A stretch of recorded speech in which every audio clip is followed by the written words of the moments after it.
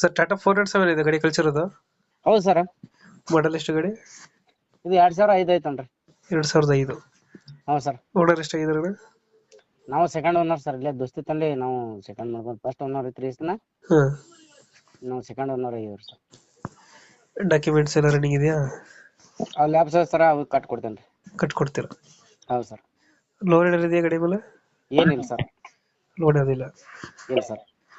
4 wheel drive ಇದು? 4 ವೀಲಾ? ಹಾಂ 4 ಇಲ್ಲ ಸರ್. 4 ವೀಲ್. ಎಕ್ಸ್ಟ್ರಾ ಫಿಟ್ಟಿಂಗ್ ಏನು ಮಾಡಿಸಿಲ್ಲ ಗಾಡಿಗೆ?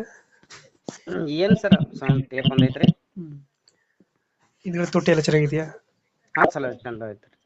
Engine condition? ಕಂಡೀಷನ್ ಐತಿ ಸರ್. ಕಂಡೀಷನ್ ಆಗಿದೆಯಾ? ಹೌದು ಸರ್.